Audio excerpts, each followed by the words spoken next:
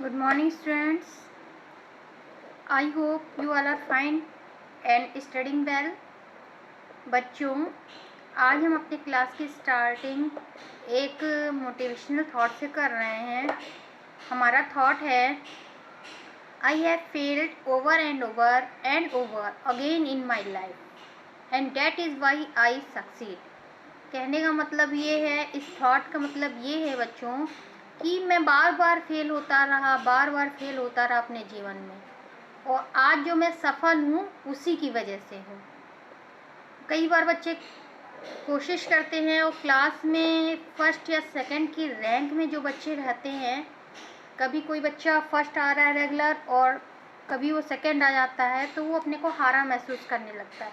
ये ऐसा नहीं सोचना चाहिए, किसी भी कदम पे ऐसा नहीं सोचना चाहिए, क्योंकि हार भी ज़रूरी है। हार ही हमें सफलता की ओर अग्रसर करती है, बढ़ाती है।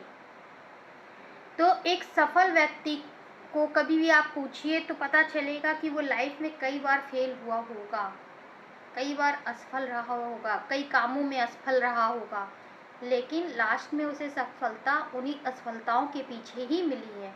मतलब ये उन्हीं असफलताओं से उसने सीखा, अपनी कमियों को पहचाना, उसे दूर किया, अंत में सफलता प्राप्त की। तो बच्चों, आप लोगों को प्रयास नहीं छोड़ने हैं और प्रयास करते रहने हैं। आपकी असफलता ही सफलता के द्वार खोलेगी। बच्चों, मैंने पिछली बार आप लोगों को संधि पढ़ाई थी, पिछले वीडियो में संधि कंप्लीट हो गई है। इस बार मैं आपको हिंदी फर्स्ट में चिट्ठियों की अनूठी दुनिया पढ़ाऊंगी। तो चिट्ठियों की अनूठी दुनिया किसने लिखा है? अरविंद कुमार मिश्र जी ने। इनका जन्म 11 जुलाई 1962 को हुआ था, सुल्तानपुर उत्तर प्रदेश में। अरविंद कुमार जी अपने इस लेख के द्वारा चिट्ठियों की अनोखी दुनिया लेख में बताना चाहते हैं कि किस तरह से चिट्ठियों की दुनिया अनोखी है।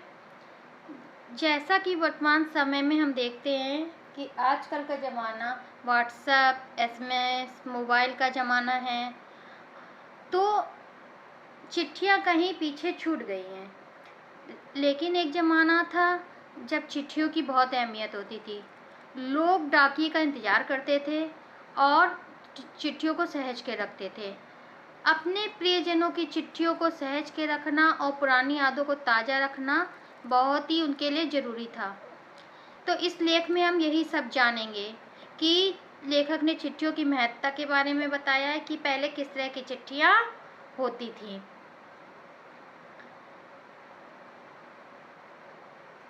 बच्चों, चिट्ठियों की अनोखी दुनिया इस लेख में देखते हैं हम कि लेखक हमें क्या बता रहा है। पत्रों की दुनिया भी अजीब गरीब है और उसकी उपयोगिता हमेशा से बनी रही है। पत्रों की दुनिया जो है वो बहुत अजीब गरीब है। पहले ज़माने में कबूतर, घोड़े, अन्य चीज़ों को के साधन को के रूप में प्रयोग किए जाते थे। जो व्यक्तिगत बातें हैं या सरकारी बातें हैं, उनको पहुंचाने का माध्यम था या तो कबूतर था या घोड़े थे। पर एक ज़माना आया जब डाकिये होने लगे, चिट्ठियाँ लिखी जाने लगी और एक जगह से दूसरी जगह पहुंचाई जाने लगी। अब यातायात के साधन भी बड़ी तेज़ गति से होने लगी है कि अब चिट्ठियाँ बहुत तेज़ गति से जाने लगी थी। इनकी उपयोगिता हमेशा ही बनी रहेगी, क्योंकि हम चिट्ठियों के द्वारा ही हम पुराने समय के बारे में जान सकते हैं। पत्र जो काम कर सकते हैं वो संचार का नित्य नए जमाने के साधन नहीं कर सकता है। जैसा कि हमने पहले भी कहा है कि पत्र सहेज के रखे जा सकते हैं, क्योंकि कोई भी संचार का साधन कितना ही आधुनिक ना हो जाए, चाहे कितने ही साधन हमारे पास हो जाएं, लेकिन वो पत्र हमें पढ़ने के बाद ऐसा संतोष मिलता है जो एसएमएस का संदेश नहीं दे सकता। व्हाट्सएप मैसेजेस, मोबाइल का जो संदेश है वो हमें इतना संतोष नहीं दे सकता। पत्र जैसा संदेश फ़ोन या एसएमएस का संदेश कहाँ दे सकता है? ये बात बिल्कुल सही है। पत्र एक नया सिलसिला का अर्थ है चलन शुरू करते हैं, और आज राजनीतिक, साहित्य तथा कला के क्षेत्रों में तमाम विवाद, विवाद का मतलब है झगड़ा, और नई घटनाओं की जड़ भी पत्र ही होते हैं। हम देखते हैं कि राजनीति में क्या उथल पुथल हुई, उस पर भी लिखे हुए पत्र हमारे पास उपलब्ध हैं। साहित्य में किस तरह के उतार चढ़ाव आए हैं, कला के क्षेत्र में क्या क्या बदलाव आए हैं, ये सब भी हम चिट्ठियों के द्वारा जान सकते हैं। तमाम तरह के विवाद है, झगड़े हैं, और नई नई घटनाओं की जड़ भी है, वो भी पत्र ही होते हैं। पत्रों के द्वारा ही हमको इन सब के बारे में जानकारी प्राप्त होती है। दुनिया अर्थात संसार का तमाम का मतलब बहुत साहित्य पत्रों पर केंद्रित है। केंद्रित मतलब आधारित है। दुनिया का जो बहुत सारा इतिहास है, साहित्य है, वो इन पत्रों पर ही केंद्रित है। और मानव सभ्यता के विकास में इन पत्रों ने अनूठी का मतलब अलग भूमिका निभाई है। मानव सभ्यता के विकास को हम किस प्रकार से जानते हैं? इन पत्रों के द्वारा जानते हैं। जो पुराने ज़माने के लिखे पत्र हैं, उस पुरानी सभ्यताओं संस्कृति का जो जिक्र मिलता है, उन्हीं से हम पत्रों की दुनिया से उसे जानते हैं। चिट्ठियों ने अपनी एक अलग पहचान बनाई है। पत्रों का भाव ये सब एक सा है। भले ही कोई भी देश हो, पत्र अपना एक अलग महत्व रखते हैं, भले ही उसका नाम अलग अलग है। पत्र को उर्दू में खत, संस्कृत में पत्र, कन्नड़ में कागज, तेलुगु में उत्तरम, जाबू और लेख, तमिल में कदित कहा जाता है। मतलब पत्रों को अलग अलग नाम से हर भाषाओं में जाना जाता है पत्र को, क्योंकि हमारे देश में अलग अलग भाषाएं बोली जाती हैं, और अलग अलग भाषाओं में पत्र के नाम भी अलग अलग हैं। पत्र यादों को सहज का मतलब संभाल कर रखते हैं। पत्र में जो बात लिखी जाती है, वो एक स्थायी रूप में हमारे सामने होती है। इसको कोई नहीं मिटा सकता, और उसको हम सहज कर रख सकते हैं। उस समय की यादों को ताज़ा इसको पढ़कर हम कर सकते हैं। इसमें किसी को कोई संदेह मतलब शक नहीं है। मतलब इस बात से सभी सहमत हैं। हर एक की अपनी पत्र लेखन कला है। मतलब सबका अपना पत्र लिखने का तरीका होता है, और हर एक के पत्रों का अपना दायरा मतलब सीमा होती है। सब लोगों की आदत होती है कि कुछ लोगों की बातें खुलकर पेश करते हैं, कुछ लोग अपनी बातों को छुपा जाते हैं कि वो सुख में हैं कि दुख में। तो अपने पत्र लिखने की एक सीमा दायरा लोगों की होती है। दुनिया भर में रोज करोड़ों पत्र एक दूसरे को तलाशते तमाम ठिकानों तक पहुंचते हैं। तलाशते का मतलब है ढूंढते, ठिकानों का मतलब है जगह। दुनिया भर में हजारों करोड़ों पत्र रोज लिखे जाते हैं। अभी भी ये चलन है, लेकिन ये जरूर कम हुआ है। लेकिन जब लिखे जाते हैं तो उनको सही व्यक्ति तक पहुंचाने के लिए, उनके सही जगह तक पहुंचाने के लिए अभी भी तलाश रहती है और उनका इंतजार रहता है। भारत में हर रोज 4.5 करोड़ चिट्ठियाँ डाक में डाली जाती हैं, जो साबित मतलब सिद्ध करती हैं कि पत्र कितनी अहमियत रखते हैं। अहमियत का मतलब महत्व। पत्र आज की दुनिया में भी उतना महत्व रखते हैं, लेकिन आज उसके लेखन में थोड़ी सी कमी ज़रूर आई है कि लोगों को पत्र लिखना पसंद नहीं है। वो पत्र लिखना पसंद नहीं करते, क्योंकि उनके पास ऐसे साधन आ गए हैं कि वो बहुत आसानी से इंटरनेट के द्वारा बहुत ही सुविधापूर्ण मैसेज पहुंचा देते हैं, अपनी बात दूसरों तक पहुंचा देते हैं। पंडित जवाहरलाल नेहरू ने सन 1953 में सही ही कहा था। क्या कहा था जानते हैं? हजारों साल तक संचार का साधन केवल हरकारे मतलब दूध। पहले ज़माने में आपने सुना होगा कि एक जगह से दूसरी जगह पे राजा अपने दूध भेजते थे, दूध के द्वारा ही मैसेज या संदेश भेजते थे। या फिर तेज घोड़े रहे हैं। पुराने समय में जो तेज दौड़ने वाले घोड़े रहते थे, वो संदेश पहुंचाने में उनका इस्तेमाल किया जाता था। उसके बाद पहिए आए, मतलब यातायात के साधनों में परिवर्तन हुआ, एक जगह से दूसरी जगह में संदेश पहुंचाना आसान हो गया। पर रेलवे और तार से भारी बदलाव आया। जब हिंदुस्तान में रेलवे का आविष्कार हुआ और तार से भारी बदलाव आया। तार से अर्थात जो इलेक्ट्रॉनिक संदेश होते हैं जो एक जगह से दूसरी जगह पहुंचाए जाते हैं, जिन्हें तार के द्वारा हम मैसेज करते थे, बहुत ही संक्षेप में मैसेज किए जाते थे। तार ने रेलों से भी तेज गति से संवाद पहुंचाने का सिलसिला शुरू किया, ऐसा हमने देखा। अब टेलीफोन, वायरलेस और आगे रेडार दुनिया बदल रहा है। अभी भी ये सब संचार साधनों में विकास लगातार हो रहा है, प्रगति हो रही है, रोज नए साधन उपलब्ध हो रहे हैं, जिससे बहुत तेजी से बदल रहा है।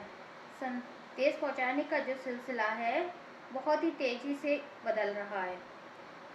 पिछली शताब्दी मतलब जिसमें 100 वर्ष होते हैं, जिस शताब्दी में मतलब 100 वर्ष होते हैं, पिछले 100 वर्षों में पत्र लेखन ने एक कला का रूप ले लिया। आजकल पत्र लेखन की कला को सीखा भी जा सकता है। डाक व्यवस्था के सुधार के साथ पत्रों को सही दिशा देने के लिए विशेष प्रयास किए गए हैं। कोशिश की गई है। आजकल पत्र लेखन को बहुत ही सुधार लिया गया है। उसके लिए एक प्रशिक्षण दिया जाता है और पत्रों को सही दिशा देने के लिए कुछ खास तरह के प्रयास अर्थात कोशिश की गई है। पत्र संस्कृति का परंपरा, जो लगातार काम को करने के लिए एक तरीका जो लगातार चलता है उसको परंपरा कहते हैं, संस्कृति कहते हैं। ऐसे पत्र लिखने की जो संस्कृति है, परंपरा है, उसको विकसित अर्थात बढ़ावा करने के लिए स्कूली पाठ्यक्रमों सिलेबस में पत्र लेखन का विषय भी शामिल किया गया है। बच्चों, आपने देखा है कि आप लोग के कोर्स में पत्र लेखन विषय शामिल रहता है, कैसे किसी को क्या पत्र लिखा जाता है, ये स्कूलों में पाठ्यक्रम में होता है जो आपको लिखना सिखाया जाता है। ये तो आप अपने हिंदी सेकंड की बुक में देखते ही हैं कि जिससे आप लोग इन सब चीज़ों से, इस कला से अवगत हो सकें और पत्र लेखन कला में आप निपुण हो सकें। भारत ही नहीं, दुनिया के कई देशों में यह प्रयास चले और अभी भी चल रहे हैं। हम देखते हैं आसपास कि पत्र लेखन प्रतियोगिताएं होती हैं, मुकाबले होते हैं। जो बेहतरीन प्रदर्शन करता है उसको प्राइज़ मिलता है। और डाक संघ ने भी अपनी ओर से काफ़ी प्रयास किए हैं। जो विश्व डाक संघ है, जो पूरी दुनिया का डाक संघ है, इस ओर काफ़ी ध्यान देते हैं कि इसके विकास में, पत्र लेखन के विकास में काफ़ी प्रयास किए जाएं। इसके लिए विश्व डाक संघ की ओर से 16 वर्ष से कम आयु वर्ग के बच्चों के लिए पत्र लेखन प्रतियोगिताएं आयोजित करने का सिलसिला सन 1972 से शुरू किया गया। सिलसिला मतलब क्रम। सर्वप्रथम इस प्रतियोगिताओं की शुरुआत 1972 से शुरू हुई और उसके बाद आज तक ये हर वर्ष होता रहा है। यह सही है कि खास तौर पे बड़े शहरों, महानगरों में संचार साधनों के तेज विकास और अन्य कारणों से पत्रों की आवाजाही मतलब आना जाना प्रभावित हुई है। पर देहात मतलब गांव देहात मतलब दुनिया आज भी चिट्ठियों से ही चल रही है। आज भी वहाँ पे चिट्ठियों का आना जाना लगा रहता है, क्योंकि गांव के लोग ज़्यादा पढ़े लिखे नहीं होते हैं, ज़्यादा सुख सुविधा उनके पास होती नहीं है, तो इंटरनेट जैसे सुविधाएं जिनके पास नहीं है, वहाँ पर चिट्ठियों से ही चलन है, काम चल रहा है। फैक्स, ईमेल, टेलीफोन तथा मोबाइल ने चिट्ठियों की तेजी को रोका है। जैसा कि आज हम देखते हैं कि फैक्स आ गया है, जो कि तुरंत एक जगह से दूसरी जगह आपके डॉक्यूमेंट्स हैं, जो भी प्रमाण पत्र हैं, तुरंत भेज दिए जाते हैं। ईमेल के जरिए हम पूरी दुनिया में संदेश अपने दे सकते हैं। टेलीफोन एक बहुत ही अच्छा साधन है ये मोबाइल के रूप में आजकल सबके पास साधन है। मोबाइल ने चिट्ठियों की तेजी को रोका है, इन सब ने चिट्ठियों की तेजी को रोक दिया है। पर व्यापारिक डाक की संख्या लगातार बढ़ रही है, क्योंकि लोगों का बिजनेस बढ़ रहा है, तो उसके लेन देन में चिट्ठियों का इस्तेमाल किया जाता है। व्यापारी लोग हैं, वो अपना संदेश एक दूसरी जगह से दूसरी जगह भेजने के लिए, सामान भेजने के लिए चिट्ठियों के द्वारा ही वो करते हैं। जहाँ तक पत्रों का सवाल है, चिट्ठियों का सवाल है, अगर आप बारीकी मतलब सूक्ष्मता, बड़ी बारीकी नज़र से देखेंगे तो पाएंगे कि उसकी तह गहराई में जाएंगे तो आपको ऐसा कोई नहीं मिलेगा जिसने कभी किसी को पत्र ना लिखा या न लिखवाया हो, या पत्रों का बेसब्री मतलब अधीरता, बहुत ही बेचैनी से इंतज़ार करना से जिसने इंतज़ार ना किया हो। ऐसा अभी कोई व्यक्ति आपको नहीं मिलेगा जिसने अपनी दुनिया में, अपनी ज़िंदगी में किसी को पत्र ना लिखा हो या पत्र का कभी इंतज़ार ना किया हो। इन पत्रों का इंतज़ार बहुत बेचैनी से जारी रहा है। हमारी सेना तो पत्रों का जिस उत्सुकता मतलब अधीरता से, बेचैनी से इंतज़ार करती है, प्रतीक्षा करती है, उसकी कोई मिसाल मतलब उदाहरण ही नहीं है। उसका तो कोई जवाब ही नहीं है। जो सैनिक इतने सालों से हमारी सीमा पे डटे रहते हैं, अपने घर से, रिश्तेदारों से पत्रों का इंतज़ार करते हैं, तो ये तो एक बहुत ही एक सुंदर उदाहरण है कि कैसे लोग बेचैनी से अपने रिश्तेदारों का, अपने लोगों पत्र का इंतज़ार रहता है। एक दौर था जब लोग पत्रों का महीनों इंतज़ार करते थे, क्योंकि पत्रों को पहुंचने में ही इतना समय लग जाता था कि उन्हें महीनों का इंतज़ार करना पड़ता था। पर अब वह बात नहीं, लेकिन अब ये बहुत तेज़ गति से होने लगा है। परिवहन अर्थात यातायात साधनों के विकास ने दूरी बहुत घटा दी है। यातायात के साधनों की वजह से अब पत्र एक जगह से दूसरी जगह पे बहुत आसानी से और बहुत जल्दी पहुंच जाते हैं। पहले लोगों ने संचार का इकलौता मतलब अकेला एकमात्र साधन चिट्ठी ही थी, पर आज और भी साधन विकसित हो गए हैं। विकसित मतलब बढ़ चुके हैं। आज अनेक तरह के साधन हमारे पास उपलब्ध हो सके हैं। मोबाइल है, टेलीफोन है, फैक्स है, इंटरनेट, कंप्यूटर, इनके द्वारा हम अपने संदेश एक जगह से दूसरी जगह बहुत ही आसानी से पहुंचा सकते हैं। लेकिन एक समय था जब चिट्ठी ही एकमात्र साधन थी।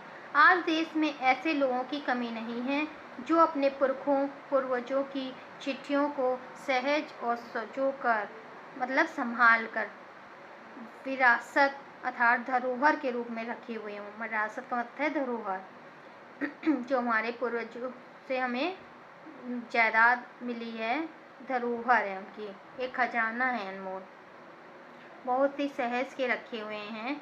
या फिर बड़े बड़े लेखक, पत्रकारों, उद्यमी अर्थात व्यापारी, कवि, प्रशासक जिन्हें सरकार ने सहयोग दिया, सन्यासी या किसान है, इन सब की पत्र रचनाएं अपने आप में अनुसंधान का विषय है अर्थात खोज का विषय है।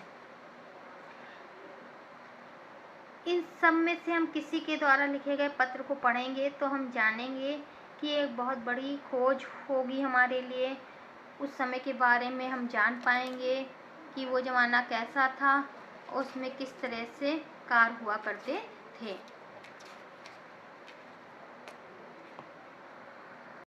बच्चों, उम्मीद करती हूँ ये लेसन आपको समझ में आ गया होगा। इसमें ये बताया गया है कि जो पत्र हैं पहले ज़माने में ज़्यादा महत्व रखते थे।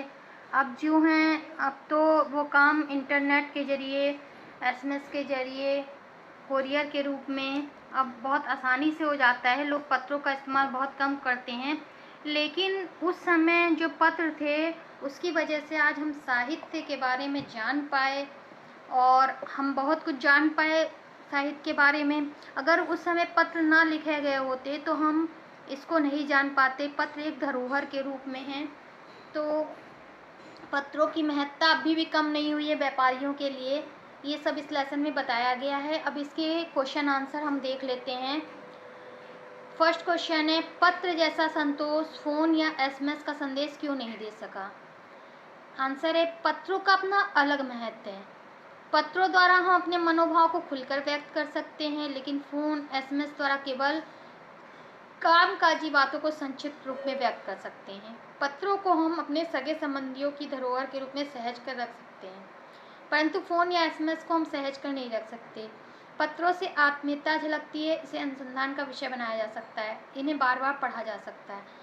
बेटा, पत्रों से एक आत्मीयपन रहता है, जितनी बार हम पढ़ते हैं एक अपनापन सा महसूस होता है। इन्हीं पत्रों की वजह से हम पुरानी संस्कृतियों को जान पाए हैं, जो धरोहर के रूप में हमारे पास हैं। कहने का मतलब ये है कि जो हमें अपनापन एसएमएस या फ़ोन में नहीं पता चलता, वो पत्रों से हमें पता चलता है। तो पत्र जो संदेश देते हैं उसमें जो संतोष छुपा रहता है वो एसएमएस या फ़ोन में नहीं होता है। दूसरा क्वेश्चन है, पत्र को खत, कागज, उत्तरम, जाबू, लेख, काडित, पाती, चिट्ठी इत्यादि कहा जाता है। इन शब्दों से संबंधित भाषाओं के नाम बताइए। ये तो आपको मैंने बताया था कि अलग अलग भाषाएं हैं हमारे देश में, तो अलग अलग भाषाओं में अलग अलग पत्रों को अलग अलग नामों से जाना जाता है। खत किस में कहा जाता है? उर्दू भाषा में। कागज कन्नड़ भाषा में बोला जाता है। उत्तरम तेलुगु भाषा में बोला जाता है। जाबू तेलुगु भाषा में बोला जाता है। लेख तेलुगु भाषा में बोला जाता है। काडित तमिल भाषा में बोला जाता है। पाती हिंदी भाषा में बोला जाता है। चिट्ठी हिंदी भाषा में बोला जाता है। पत्र संस्कृत भाषा में बोला जाता है। अलग अलग भाषाओं में अलग अलग चीज़ों में अलग अलग भाषाओं में पत्र को जाना जाता है। फिर थर्ड क्वेश्चन है, पत्र लेखन की कला के विषय के लिए क्या क्या प्रयास हुए हैं, लिखिए। इसका आंसर है, पत्र लेखन की कला को विकसित करने के लिए सभी स्कूली पाठ्यक्रमों में पत्र लेखन का विषय भी शामिल किया गया है। केवल भारत में ही नहीं बल्कि विश्व के अन्य कई देशों में भी प्रयास किए गए हैं। विश्व डाक संघ की ओर से 16 वर्ष से कम आयु वर्ग के बच्चों के लिए पत्र लेखन प्रतियोगिताएं आयोजित करने का कार्यक्रम सन 1972 से शुरू किया गया। मैंने बताया था बेटा जब पढ़ा रही थी इसमें कि जो पत्र लेखन देखिए आपके पाठ्यक्रम में होता है, कोर्स में होता है ना, और 1972 से जो विश्व डाक संघ है उसने प्रतियोगिताएं आयोजित की हैं पत्र लेखन के लिए। ये एक सराहनीय प्रयास रहे हैं उनके। फिर नेक्स्ट क्वेश्चन है, पत्र धरोहर हो सकते हैं लेकिन एसएमएस क्यों नहीं? तर्क सहित अपने विचार लिखिए। देखिए बच्चों, पत्र लिखित रूप में होते हैं, पत्रों में आत्मीयता झलकती है, इसलिए इन्हें सहज कर रखा जाता है, परंतु एसएमएस में केवल कामकाजी बातें ही की जा सकती है, इसलिए इन्हें लोग जल्दी ही भूल जाते हैं। एसएमएस को मोबाइल में सहज कर रखने की क्षमता ज़्यादा समय तक नहीं होती है, परंतु पत्रों के साथ ऐसी कोई समस्या नहीं होती। हम चाहे जितने पत्रों को धरोहर के रूप में समेट के रख सकते हैं।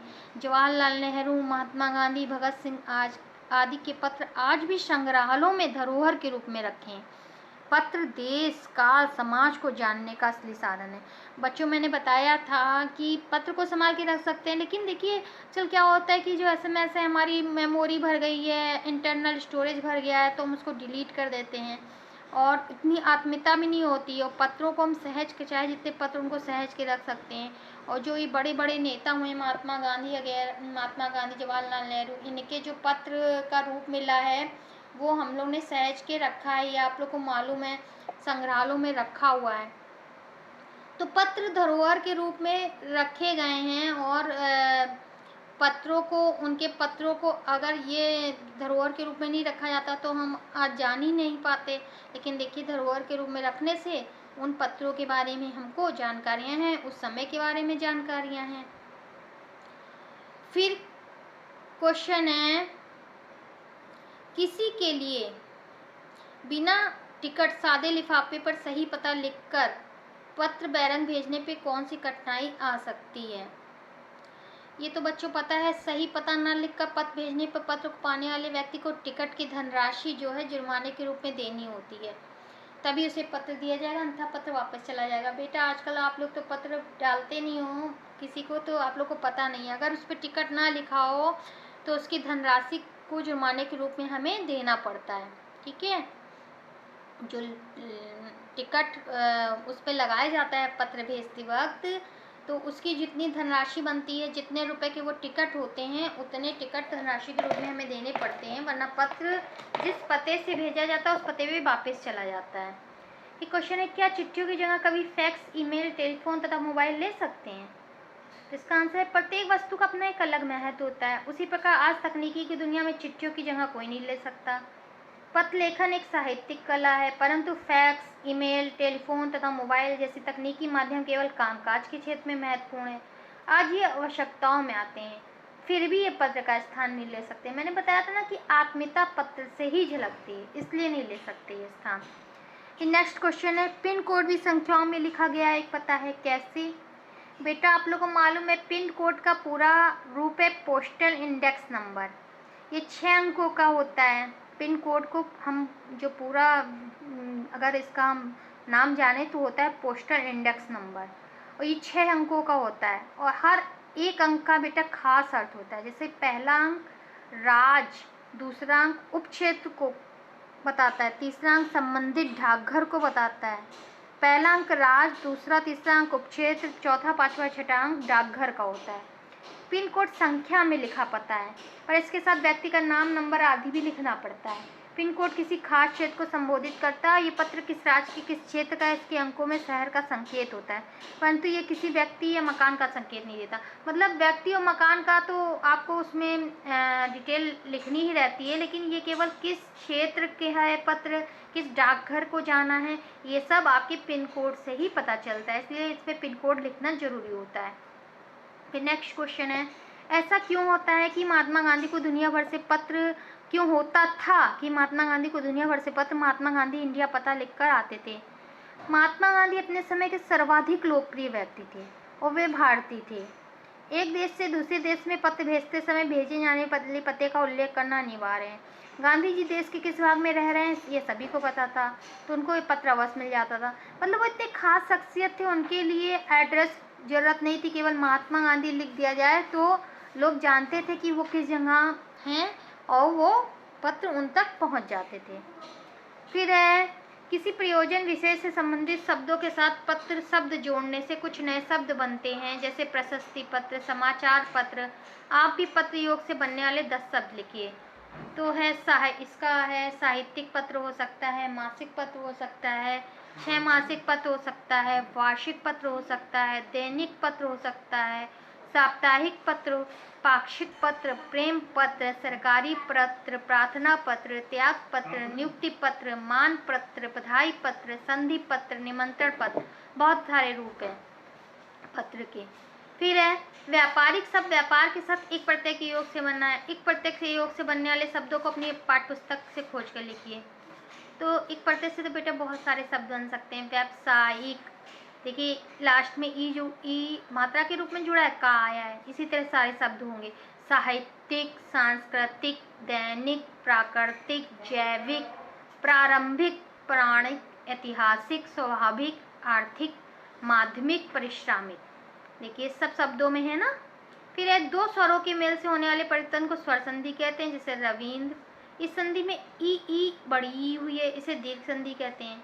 दीर्घ स्वर संधि के उदाहरण खोज कर लिखिए। मुख्य रूप से स्वर संधि 4 प्रकार की मानी गई, दीर्घ, गुण, वृद्धि और यण। ये भी मैंने पढ़ाया ही था आप लोग को। हर्ष या दीर्घ आ ई उ के बाद हर्ष या दीर्घ आ ई उ आ जाए तो इसे आपस में मिला के क्रमशः दीर्घ ई उ हो जाते हैं। तो मैंने बताया था दीर्घ संधि में दीर्घ वर्ण आते हैं, तो इनको दीर्घ संधि कहते हैं। ऐसे आपको 10 उदाहरण लिखने हैं। तो देखिए विद्यालय में विद्या प्लस आले होता है, बड़ा बड़ा मिला के क्या हो जाएगा, बड़ा हो जाएगा। इस तरह के 10 उदाहरण मैंने आप लोग को, संधि के तो मैंने बहुत सारे बेटा उदाहरण बताए हैं, आपको इसी तरह के 10 उदाहरण लिखने हैं। विद्यालय हैं, इस तरह के उदाहरण लिखने हैं जिसमें मिला के आपका बड़ा आ ही आए, बड़ा ई ही आए या बड़ा ऊ ही आए, इस तरह के शब्द आपको लिखने हैं। जैसे मैंने आपको पहला बताया विद्यालय, बहुत सारे शब्द बन सकते हैं, संग्रहालय, हिमालय, भोजनालय, रविंद्र, अनुमति, गुरुपदेश, सदैव, सूर्योदय, स्वेच्छा। ये सब कैसे हैं, देखिए विद्यालय संग्रहालय तो बड़ा, विद्यालय बड़ा प्लस बड़ा मिला के, जैसे संग्रहालय संग्रह प्लस आलय तो छोटा प्लस बड़ा मिला के बड़ा हो जाएगा। फिर है जैसे हिमालय भोजनालय तो सेम है, जैसे रविंद्र में है, रवि प्लस इंद्र, छोटी मिला के बड़ी हो जाएगा, रवि, रविंद्र में बड़ी की मात्रा आ जाएगी। अनुमति, अनु प्लस मति, छोटा ऊ और आ मिला के अनुमति में आ मिला के आपका ऊ और आ ऊ मिला के क्या हो जाएगा कि आपका अनुमति हो जाएगा। फिर गुरु उपदेश में देख लीजिए, इसी तरह ऊ मिलाया जाएगा। सदैव में, फिर सूर्योदय में आ ऊ मिलाया जाएगा। इस तरह से बेटा सारी संधियों के इसमें उदाहरण हैं। दीर्घी नहीं, गुण और वृद्धि संधि सभी के इसमें उदाहरण दिए गए हैं। तो संधि मैंने पढ़ाई है, आप वहाँ से पढ़िए उस वीडियो से, तो आपको ये अच्छे से समझ में आएगा। मंगला पब्लिक स्कूल 96 बच्चों, शब्दार्थ आपकी बुक में है, वहाँ से आपको देखकर करने हैं। ओके, और क्वेश्चन आंसर का PDF भेजूंगी ही मैं आपको। पहले आप अपने आप से करने की कोशिश कीजिएगा जिस तरह से मैंने समझाया है, फिर उसके बाद उससे मिलाइएगा, तब फेयर कॉपी में कीजिएगा। ओके बच्चों, वीडियो आप लोग देख नहीं रहे हो सकता है कि अगर सितंबर में स्कूल नहीं खुलते हैं तो सितंबर के लास्ट में या अक्टूबर के स्टार्टिंग में हाफ ईयरली एग्ज़ाम्स ऑनलाइन हों, तो इसलिए पढ़ाई करिए और अपना वर्क पूरा कंप्लीट रखिए, क्योंकि हो सकता है स्कूल ही खुल जाए, नहीं खुलेंगे तो हाफ ईयरली एग्ज़ाम्स आपका ऑनलाइन होगा, तो कोर्स अगर कंप्लीट नहीं होगा तो कैसे आप लोग एग्ज़ाम्स देंगे। इस बात का बेटा ध्यान रखना है और तैयारी पूरी रखनी है। ओके बच्चों, वीडियो पूरा देखिए, लाइक कीजिए, कमेंट कीजिए, और बेटा अगर समझ में आया हो तो कमेंट कीजिए और वर्क अपना पूरा कंप्लीट रखिए। Thank you.